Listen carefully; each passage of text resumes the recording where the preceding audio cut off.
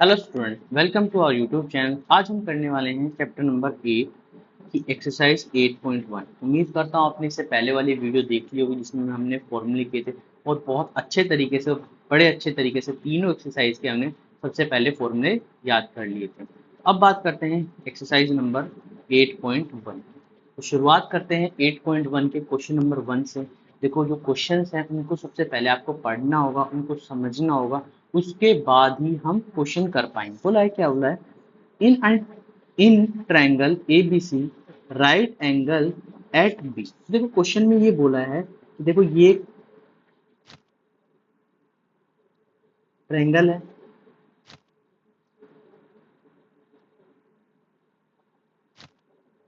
ये ट्रायंगल है।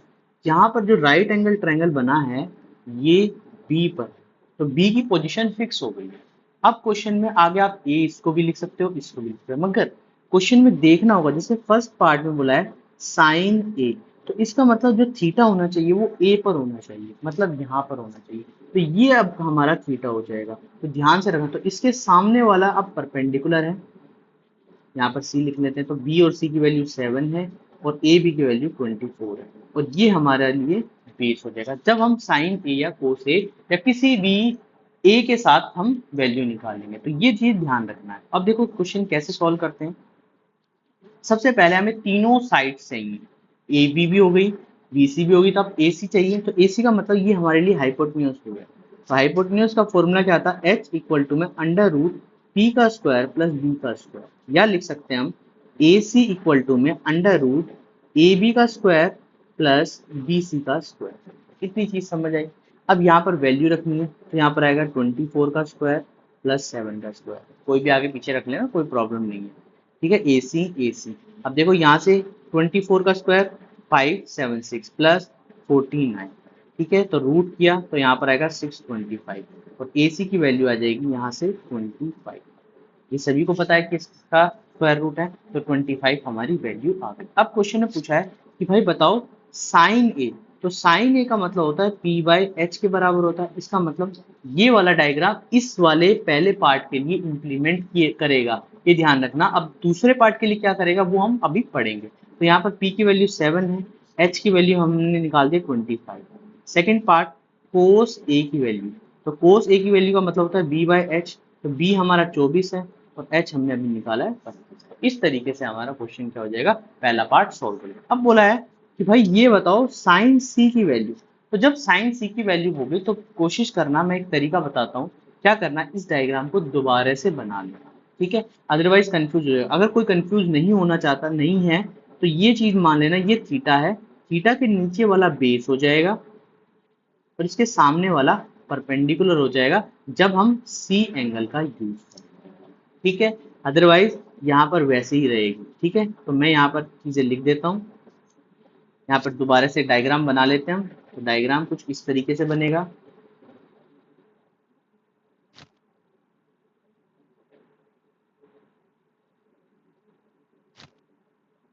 ठीक है, यहाँ पर अब हमने ए एंगल लिख लिया, बी फिक्स है। ए और सी की वैल्यू हम चेंज कर सकते हैं तब जब थीटा हमें पूछा गया। तो ये थीटा के सामने वाली चीज है, ये 24 है, ये 7 है और ये 25। यही सब चीजें दी गई हैं। देखो यही चीजें गई हैं। तो ए बी की वैल्यू 24 थी, बी सी की वैल्यू 7 हो गया। बस इतना चेंज हो गया कि अब यहाँ पर ये परपेंडिकुलर है और ये बेस है। जब थीटा हमने क्या लिया, सी और सी लिया तब थी। तो यहाँ पर साइन सी की वैल्यू क्या होगी, पी बाई एच। तो इसका मतलब 24/25। इसके अलावा किसकी पूछिए, कोस सी की वैल्यू। तो कोस सी की वैल्यू क्या होगी, कोस सी की वैल्यू होगी बी बाई एच। तो इसका मतलब 7/25। तो देखो कितना डिफरेंस आ चुका है। तो ये ध्यान रखना कि अगर एक एंगल से कभी भी चीजें बदलती हैं तो ये चीज हमेशा याद रखना कि ये चीज हमेशा बदलेंगी। 24/25, 7/25, इस तरीके से चीजें समझने की कोशिश करना। ठीक है, तो हमने ये चीज पढ़ ली। अब देखो ये वाला क्वेश्चन है, इसमें हमें फिगर भी गिवन है और क्वेश्चन में डायरेक्ट tan p और कोट आर, मगर ध्यान रखना यहाँ पर थीटा p है, तो p होना चाहिए यहाँ पर। तो मतलब tan p की वैल्यू तभी निकल सकती है जब मैं इसको थीटा मान लूँ, इसको थीटा मानूंगा। तो ये चीज आप ध्यान रखना। और कोट आर की वैल्यू कब निकलेगी, जब मैं इसको थीटा मानूंगा। तो ये चीज आप ध्यान रखना कैसे माननी है। देखो कैसे करना है, सबसे पहले हम tan p की वैल्यू निकालते हैं। तो 10p, क्या तीनों चीजें हैं? नहीं है। क्यू आर की वैल्यू पहले निकालो, सबसे पहले क्यू आर की वैल्यू निकालते हैं। तो क्यू आर निकालने के लिए क्यू आर हमारा क्या हो जाएगा? क्यू आर हमारा क्या हो जाएगा? बेस हो जाएगा। तो बेस का फॉर्मूला क्या होता है? अंडर रूट एच का स्क्वायर माइनस पी का स्क्वायर, ये हमारा बेस था।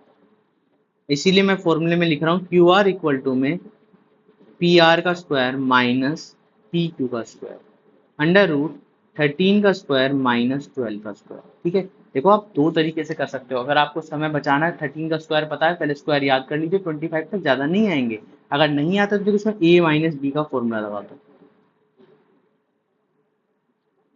तो यहाँ पर बचेगा 25 इंटू 1, तो ये आ जाएगा 5।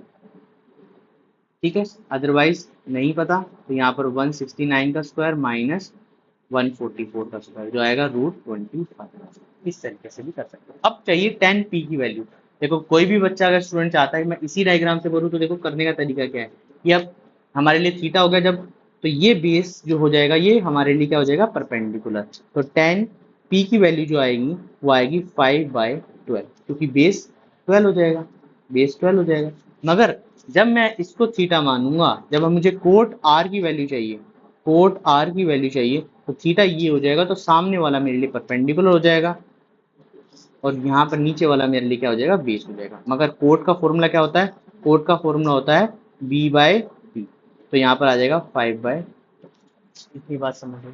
इतनी बात समझ आ रही? मैंने थीटा इसी में चेंज कर दिया। अब यहाँ पर निकालनी किसकी वैल्यू है? 10p माइनस 4, तो 10p की वैल्यू 5/12 माइनस 5/12, आंसर आ गया। इस तरीके से हमें सॉल्व करना है। उम्मीद कर रहा हूँ आपको चीज़ें समझ आ रही होंगी। ठीक है, अब देखो ये वाला क्वेश्चन, अब इसमें क्या चेंज है? इसमें भाई हमें साइन ए की वैल्यू गिवन है।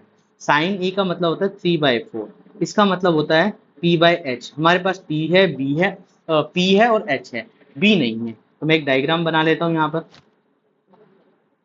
क्या आपके लिए इजी हो जाएगा। डायग्राम बनाओगे तो इजी हो जाएगा क्वेश्चन करना। तो यहाँ पर एक नाम दे देते हैं बी, ये ए है, ये सी है। ठीक है, ए इसलिए रखा कोस ए की वैल्यू। तो यहाँ पर ये हमारे सामने पी कितना है? 3 है, और ये हमारे सामने 4 है। तो हमें बेस चाहिए, तो बेस का फॉर्मूला क्या होता है? Under root H square minus B square. तो अंडर रूट 4 का स्क्वायर माइनस 3 का स्क्वायर, तो अंडर रूट, तो 4 + 3 ब्रैकेट 4 - 3। यहाँ पर लगाया क्या है? ए स्क्वायर माइनस बी स्क्वायर का फॉर्मूला, तो होता है a + b और a - b। तो यहाँ पर आ जाएगा √7। ठीक है, अब कोस ए की वैल्यू पूछिए, तो कोस ए का मतलब होता है b/h। ठीक है, तो हमारे सामने b कितना है? √7, h कितना है? 4। इसके अलावा tan a की पूछिए, तो tan a का मतलब होता है p/b। तो p हमारे सामने कितना है? 3, और b कितना है? √7। इस तरीके से हम वैल्यू फाइंड आउट कर सकते हैं। तो उम्मीद करता हूँ आपको चीज़ें समझ आ रही होंगी। अब देखो नेक्स्ट क्वेश्चन बिल्कुल सेम है, बिल्कुल सेम है। यहाँ पर कोट a इक्वल टू में 8/50। ठीक है, अब मैं डायग्राम नहीं बना रहा, मैं डायरेक्ट क्वेश्चन करने की कोशिश कर रहा हूँ, और आप भी ऐसे ही करेंगे। ये क्या है? हमारे सामने b है और ये हमारे सामने p है, तो h निकालना। तो h कैसे निकलता है? p स्क्वायर प्लस में b स्क्वायर। अब यहाँ पर ये गलती मत कर देना, 15 का स्क्वायर प्लस 8 का स्क्वायर कभी लिख दो, 15 + 8 और 15 - 6, यहाँ पर क्या बन गया? a square plus b square बन गया। अब या तो इसका फॉर्मूला आपको याद होना चाहिए, नहीं याद है तो इसको सॉल्व कर लो। तो 225 + 64, तो यहाँ पर आएगा अंडर रूट 289, जो होता है 17 का स्क्वायर। तो यहाँ पर साइन ए की वैल्यू निकालना है, तो साइन ए का मतलब होता है p/h। तो p हमारे सामने कितना है? 15, h हमारे सामने कितना है? 17। इसके अलावा सीकेंड की निकालनी है, तो सीकेंड क्या होगा? सीकेंड होगा b/h। क्या सही लिखा है? नहीं, ये याद रखनी है वैल्यूज यहाँ पर। तो h/b, h/b कितना है? 17, और b हमारे सामने कितना आया था? 8, तो 17/8 इस तरीके से निकाल। तो ये चीज़ ध्यान रखना क्वेश्चन करते समय। अब देखो यहाँ पर क्या है? यहाँ पर हमें सीकेंड की वैल्यू गिवन है, यहाँ पर a लिख लेते हैं। ठीक है, 13/12, तो इसका मतलब ये हमारे सामने h है, ये हमारे सामने b। p निकालना है, p निकालने के लिए फॉर्मूला क्या होता है? h स्क्वायर में से b स्क्वायर माइनस करें। यहाँ पर कर सकते हो आप 13 स्क्वायर माइनस 12 का स्क्वायर, तो यहाँ पर लिख सकते हो 13 + 12, और 13 माइनस 12। देखो सेकंड बचाने के लिए मैं ये सब चीजें कर रहा हूँ, अगर याद नहीं है तब की बात है, अदरवाइज बच्चे क्वेश्चन करके जाएंगे तो उनको याद हो जाएगा। तो 25 इंटू 1 तो आ जाएगा 5। ठीक है, 5 आ गया। तो p हमारे सामने कितना आ गया 5। अब सभी वैल्यू निकाल देते हैं, तो साइन a की वैल्यू निकाल देते हैं। तो साइन a की वैल्यू होती है p बाय एच। इसके अलावा कोसेक की वैल्यू क्या होती है, कोसेक थीटा की यहाँ पर होगी 13/5। इसके अलावा कोस थीटा की वैल्यू कितनी होगी 12/13। कैसे आई 12/13, बी बाई एच। इसके अलावा सेक की हमारे सामने थी 13/12। ठीक है, ये थीटा नहीं है, यहाँ पर सब पे ई है।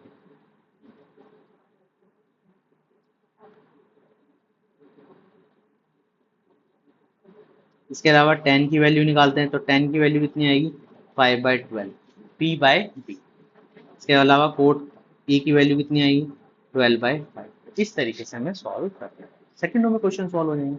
अब देखो ये क्वेश्चन आता है, ये क्वेश्चन थोड़ा सा अच्छा क्वेश्चन है, इसको समझने की कोशिश हम करते हैं।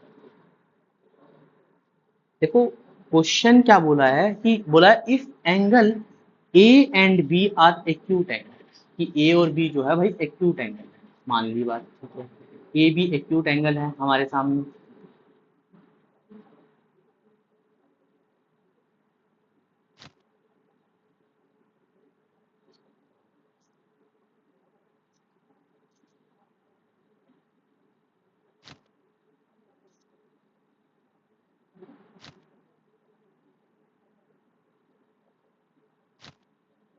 ठीक है, यहाँ पर हमने मान लिया ए है, ये बी है,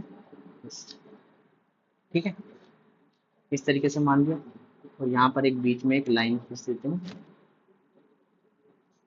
तो इसको मान लेते हैं डी। ठीक है, ये परपेंडिकुलर हो गया, ये परपेंडिकुलर। ठीक है, अब क्वेश्चन में बोला है angle B, angle A and B are acute angle such that cos A equal to में कोस बी हमें गिवन है। बताओ एंगल ए और एंगल बी को बराबर प्रूव करना है, ये दोनों बराबर हैं।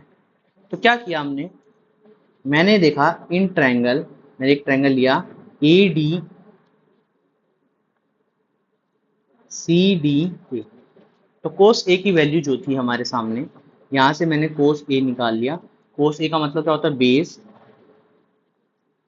बाय हाइपोटेन्यूज, ए सी होगा। ठीक है, इसी तरीके से इन ट्रायंगल हमने लिया सी डी बी। तो यहाँ पर कोस बी की वैल्यू निकाल ली। तो कोस बी की वैल्यू कितनी आएगी, कोस बी की वैल्यू हमारे सामने क्या आएगी डी बी इक्वल टू में डी सी। ठीक है, अब ये जो डी है ये मिड पॉइंट एक तरीके से, तो यहाँ पर ए डी इक्वल टू में बी डी रख देता हूँ। या एक काम करते हैं, हम इसको एक ही एंगल में लेते हैं। ये जो चीज है एक्यूट एंगल है, कोई बात नहीं है, एक ही एंगल में इसको सॉल्व करने की कोशिश करते हैं। इसको हम पूरे को एक ही एंगल में लेते हैं, ये सब और इजी करते हैं सॉल्व क्वेश्चन को।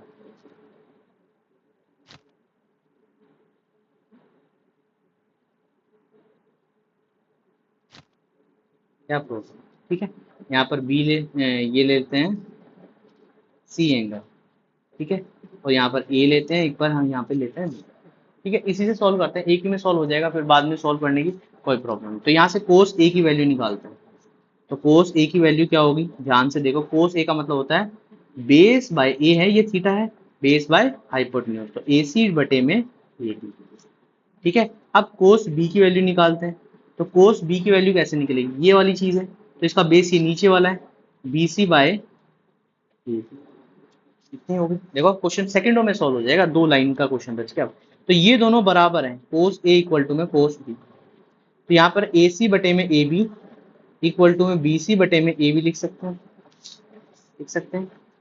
अब ध्यान से देखो, क्या मैं इनको, यहाँ पर ए बी कैंसिल आउट हो जाएगा, यहाँ पर निकल के क्या आएगा ए सी बाय बी सी। अब ध्यान से देखना, जब भी कभी भी अपोजिट साइड्स इक्वल होती हैं तो अपोजिट एंगल्स भी क्या हो जाते हैं, इक्वल हो जाते हैं। Equal, then opposite angle are also equal.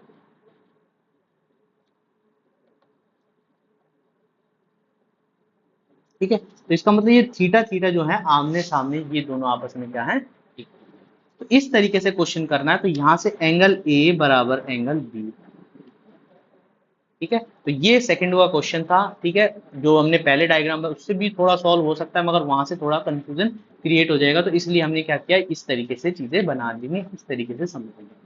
तो ये एक तरीका है जिसको सॉल्व करने का, क्वेश्चन को सॉल्व करने का तरीका। अब देखो नेक्स्ट क्वेश्चन, नेक्स्ट क्वेश्चन क्या बोलता है भाई, कोट थीटा की वैल्यू गिवन है, इसका मतलब बी बाई पी की वैल्यू हमारे सामने गिवन है। तो दो तरीके हैं सॉल्व करने के। अभी तो मैंने फॉर्मूले भी आपको बता दिए, तो आप देखते ही बता दोगे भाई ये तो वन माइनस, यहाँ पे मैं लिख देता हूँ one minus sine square theta बन जाएगा, ये one minus cos square theta बन जाएगा, इसकी वैल्यू होती है कोस स्क्वायर थीटा, इसकी वैल्यू होती है साइन स्क्वायर थीटा, और ये बाद में बन जाता है कोट स्क्वायर थीटा। इसका मतलब 7/8 का मतलब होता है हमारा आंसर जो आएगा वो 49/64 आएगा। इतनी सेकंड में बता दोगे जब हमने थर्ड एक्सरसाइज कर ली होगी। मगर अभी हमने ये सोचा है कि अभी हमने सिर्फ जाना है फर्स्ट एक्सरसाइज के बारे में, तो कैसे सॉल्व करेंगे। तो हमारे सामने पी और बी है, तो एच निकाल सकते हैं, एच निकाल सकते हैं। एच की वैल्यू क्या होगी, under root P square plus B square, under root 8 का स्क्वायर प्लस 7 का स्क्वायर, अंडर रूट 64 प्लस 49, जो शायद बनेगा, क्या आप कह सकते हैं, शायद नहीं, 113 ही बनेगा, 113, 113 बनेगा। अब क्वेश्चन को सॉल्व करते हैं। तो बोला है क्वेश्चन में one minus one plus sine theta, bracket one minus sine theta बटे में वन प्लस कोस थीटा और वन माइनस कोस थीटा। ठीक है, इस तरीके से चीजें बन जाएंगी। तो अब यहाँ पर देखो, या तो इसको अंदर मल्टीप्लाई कर लो, जिसको ए स्क्वायर बी का फॉर्मूला आता है, इजी हो जाएगा, एक ही लाइन में हो जाएगा। तो यहाँ पर आ जाएगा पी कितना है हमारे सामने 8, तो 1 - 8 का स्क्वायर अंडर रूट 113 का स्क्वायर, डिवाइड में 1 - 7 का स्क्वायर अंडर रूट 113 का होल स्क्वायर। तो यहाँ पर सोल्व करेंगे तो 113 माइनस 64/113, एलसीएम ले लिया है, 113 माइनस 49 बटे में 113, ये दोनों कैंसिल आउट हो जाएंगे, तो यहाँ 49/64 बचेगा। ये एलसीएम लिया है, ध्यान रखना, ये एलसीएम लिया है इसलिए ऐसा हुआ है। इस तरीके से हमारा क्वेश्चन आ जाए। और कोट स्क्वायर थीटा की वैल्यू तो अभी पता ही है क्या है, 7/8 का होल स्क्वायर, तो 49/64 हमारा आंसर बन जाएगा। ये हो गया।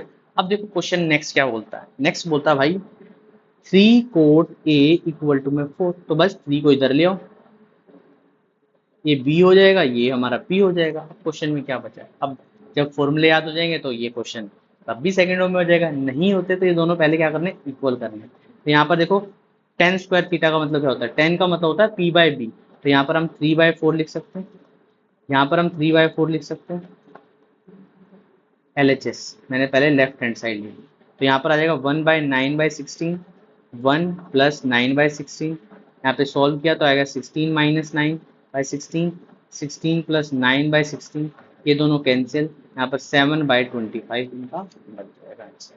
मगर हमें तो सेकंड पार्ट भी करना है, RHS की बात करनी है। RHS में क्या है, कोस स्क्वायर है, तो कोस स्क्वायर ए के लिए हमें क्या चाहिए, H की वैल्यू भी चाहिए, H की वैल्यू चाहिए, तो H निकाल लेते हैं। H आता है under root P square plus B square, तो P की वैल्यू हमारे सामने कितनी है, 3 का स्क्वायर, B की वैल्यू 4 का स्क्वायर, अंडर रूट 9 प्लस 16, तो आएगा अंडर रूट 25। तो यहाँ पे सॉल्व करते हैं, तो यहाँ पे लिख देते हैं RHS, तो कोस स्क्वायर थीटा माइनस ए लिख देता हूँ, कोस स्क्वायर ए माइनस साइन स्क्वायर, तो यहाँ पर कोस स्क्वायर ए का मतलब होता है ये 5 है, ठीक है, कोस स्क्वायर ए का मतलब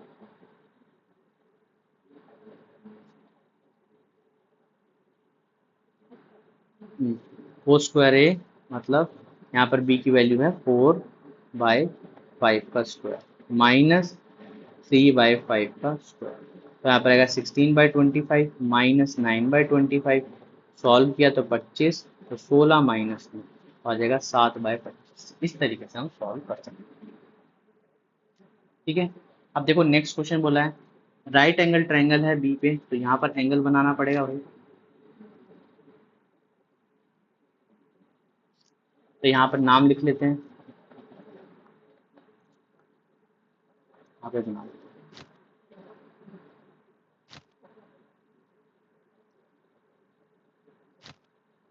ठीक है, नाम क्या क्या है, बी यहाँ पे फिक्स है और ए बी सी ट्रायंगल है, ए के बारे में बात कर रहे हैं, यहाँ पर आ जाएगा सी। ठीक है, तो यहाँ पर ए बी के बारे में बात की गई है, तो यहाँ पर tan a का मतलब होता है p बाय बी की वैल्यू। तो p हमारे सामने जब a थीटा ये है तो p हमारे सामने 1 है और ये √3 है। तो यहाँ से ac की वैल्यू निकाल लो, अंडर रूट bc का स्क्वायर प्लस ab का स्क्वायर, अंडर रूट 1 का स्क्वायर प्लस √3 का whole square, under root 1 plus 3, तो अंडर रूट 4। तो यहाँ पर आ जाएगा या सब चीज़ें आ चुकी हैं। अब क्वेश्चन करना है सॉल्व बस। अब थोड़ी सी सावधानी भी बरतनी पड़ेगी, ये ध्यान रखना, क्योंकि साइन ए की वैल्यू जब क्वेश्चन में पूछा है साइन ए कोस सी प्लस कोस ए साइन सी, तो देखो ध्यान से, अगर मैं एक ही डायग्राम से करने की कोशिश करूं तो साइन ए, मैं उम्मीद करता हूं अगर आपको नहीं भी समझ आता तो दूसरा डायग्राम बना लो, वो सही रहेगा, फायदे में रहेगा, क्योंकि सब्जेक्टिव एग्जाम है, कोई ऐसा ऑब्जेक्टिव एग्जाम नहीं है। वो 20 क्वेश्चंस आते हैं मैं मानता हूँ, पर पूरा सब्जेक्टिव ही सब्जेक्ट है। तो यहाँ पर ए मान लिया, यहाँ पर सी मान लिया, यहाँ पर बी मान लिया। अब मेरे लिए थोड़ा सा इजी हो जाएगा, अब मैं यहाँ पर इजीली कर पाऊंगा। ये चीज़ सभी स्टूडेंट्स रखे, अदरवाइज मेरे को तो कोई प्रॉब्लम नहीं है, एक ही डायग्राम से भी हम सॉल्व कर सकते हैं, मैंने आपको तरीका बता दिया। तो यहाँ पर साइन ए का मतलब होता है 1/2, 1/2 का p बाई एच, कोस सी का मतलब होगा, देखो अब बिल्कुल ईजी हो जाएगा, 1/2 प्लस कोस ए का मतलब √3/2 इंटू कोस सी का मतलब √3/2। देखो ईजी हो गया, 1/4 प्लस 3/4, यहाँ पर निकल के आएगा 1 प्लस 3/4, इसका आंसर आ जाएगा। इतना सा ईजी था क्वेश्चन, ठीक है। अब देखो सेकंड पार्ट की बात करते हैं। सेकंड पार्ट क्या कहता है, कोस ए कोस सी, कोस ए कोस सी माइनस साइन ए साइन सी, वही सेम बात है। ए के लिए हमें ये यूज करना है, √3/2 इंटू 1/2 माइनस ए में आएगा 1/2 इंटू √3/2। ये समझ आ रहा है ना कि भाई कैसे कराने। ये हमारे लिए पी है अभी, ये हमारे लिए बी है, ये हमारे लिए एच है, ये हमारे लिए एच है। बस इसमें ये हमारे पी है, ये हमारे लिए बी है और ये हमारे लिए एच। बस क्वेश्चन को सॉल्व कर रहे हैं, कुछ अलग थोड़ी कर रहे हैं हम। तो √3/4 माइनस √3/4 दोनों सेम है, आंसर 0 आ जाएगा। इस तरीके से हमें क्वेश्चन सॉल्व करना। अब देखो ये वाला क्वेश्चन ना मोस्ट इंपोर्टेंट क्वेश्चन है एग्जाम में। अभी तक मैंने कोई भी क्वेश्चन अभी सक्सेस में ऐसा नहीं बताया कि भाई जो आने वाला है, मगर ये क्वेश्चन बहुत इंपॉर्टेंट है, ये आपके एग्जाम में आ सकता है। ये क्वेश्चन को ध्यान से देखना। बोला एक राइट एंगल बनाना है, क्यू फिक्स है, यहाँ पर बना रहे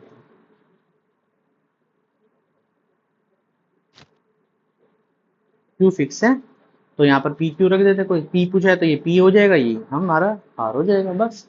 अब क्वेश्चन में बोला ध्यान से देखना, P R plus Q R equal to 25, यहाँ लिख लेते हैं हम P R plus Q R equal to 25। तो एक वैल्यू को एक्स मान लो, कोई सी भी वैल्यू को आप एक्स मान सकते हो, या तो इसको एक्स मान लो, इसको ऐसे ही रख दो, लिख लेना let P R equal to में एक्स, वो आपकी मर्जी, कोई भी वैल्यू मान सकते हो। तो क्यू आर की वैल्यू आ जाएगी 25 माइनस एक्स, तो क्यू आर आ गया 25 माइनस एक्स, ये आ गया हमारा एक्स।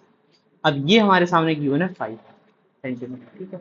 हमें साइन पी निकालना, मतलब यहाँ पर इस थीटा की वैल्यू निकालनी है, थीटा की वैल्यू निकालनी मतलब थीटा साइन पी की वैल्यू निकालनी है, कहने का मतलब।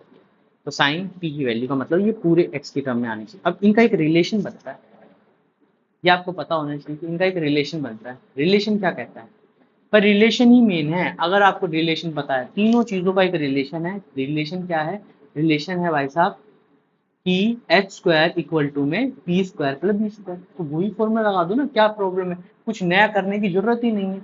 नया करना है तो कर सकते हो, अगर वहां पर कुछ गिवन होना चाहिए था, मगर यहाँ पर हमें कुछ गिवन नहीं है, ना ही ये बताया कि साइन पी की वैल्यू कितनी है किसी की। तो यहाँ पर क्या आएगा, relation H square equal to में P square plus B square. H की वैल्यू हमारे सामने एक्स स्क्वायर है, पी की वैल्यू 25 माइनस एक्स का होल स्क्वायर है, प्लस ये 5 का स्क्वायर आ गया। तो यहाँ पर आएगा एक्स स्क्वायर 625, यहाँ ए माइनस बी का होल स्क्वायर लगाना। देखो एक एक चीज बहुत अच्छे तरीके से बता रहा हूँ, तो इसलिए ध्यान से सुन लेना। यहाँ पर ये एक्स स्क्वायर से एक्स स्क्वायर कैंसिल आउट हो जाएगा, ये दोनों ऐड हो जाएंगे, और यहाँ पर ये 50x आ जाएगी, एक वैल्यू कट जाएगी, एक्स की वैल्यू बन जाएगी 7।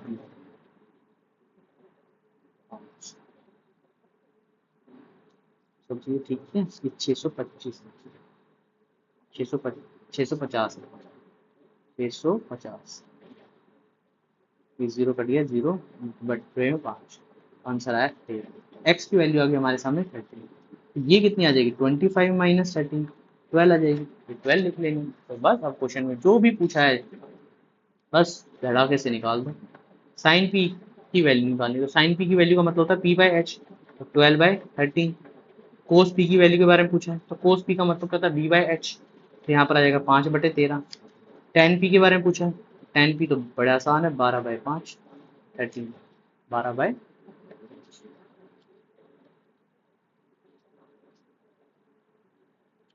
इतनी तरीके से हम यहाँ पर क्वेश्चन को सॉल्व करते हैं। उम्मीद करता हूँ आपको चीज़ें समझ आ गई। इसका एग्जाम्पल भी, एग्जाम्पल के समय एग्जाम्पल भी करेंगे, बड़े सिस्टमेटिक तरीके से निकले। पहले फॉर्मूले सीखे हमने, फॉर्मूले के बाद 8.1 की, फिर इसके बाद 8.2 करेंगे, फिर उसके बाद धीरे धीरे आगे सॉल्व करेंगे। नेक्स्ट क्वेश्चन की बात करते हैं, तो है ट्रू फॉल्स। देखो ट्रू फॉल्स सॉल्व करने हैं तो कैसे सॉल्व करें। देखो क्वेश्चन में सबसे पहली वैल्यू बोली है कि 10a is always less than 1। क्या 10 की जो वैल्यू है वो लेस देन 1 आती है। देखो कैसे प्रूव करके सोचते हैं, क्वेश्चन देखते हैं, एक एग्जांपल लेते हैं इसी। तो यहाँ पर ये a है, b है और ये c है। मैंने एक वैल्यू मानी, ये 13 है, ये 12 है, ये 5 है। इसी तरीके से दो वैल्यू, एक और डायग्राम बना लेते हैं। तो यहाँ पर आएगा a b c, ये 5 है, ये 12 है। अच्छा सेम हो गया। यहाँ पर ये 12 है, 5 है, ये 12 है, ये 13 है। तो क्वेश्चन में बोला है क्या हमेशा 10 ए की जो वैल्यू है 1 से कम हो सकती है। देखो हमेशा नहीं हो सकती। जब मैं इस डायग्राम की बात करूं तो यहाँ पर 10 ए की जो वैल्यू आएगी 12/5 आएगी, पी बाई भी होता है। और जब मैं इसकी वैल्यू की बात करूं तो 1 से बड़ी आएगी ना वैल्यू, 2.4। तो ये तो गलत हो जाएगा। मगर मैं इस डायग्राम में बात करूं तो यहाँ पर आएगा 5/12 और ये 1 से छोटी हो जाएगी, 0.4 समथिंग आएगी। तो ये तो गलत हो गया। तो ये स्टेटमेंट बोल रहा है कि ऑलवेज, अगर ये ऑलवेज नहीं लगाता ना तो यहाँ स्टेटमेंट शायद सही भी हो सके। अगर इसने क्वेश्चन में बोला कि ऑलवेज लेस है तो बिल्कुल नहीं है, तो ये क्या आ जाएगा, फॉल्स आ जाएगा।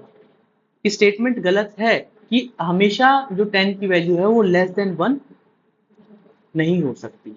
अब देखो नेक्स्ट के बारे में बात करें कि सेट ए की, सीकेंट ए की वैल्यू 12/5 है, तो क्या sum of the values of angle A, angle A की वैल्यू, देखो क्वेश्चन में जो एंगल ए की वैल्यू आएगी, अगर मैं बात करूँ 12/5 तो यहाँ पर 2.4 आ गई। ठीक है, 2.4 आ गई वैल्यू। नहीं तो इतना दिमाग सभी रखें कि h/b होता है और h हमेशा b से बड़ा होता है, ये मैंने आपको बताया था।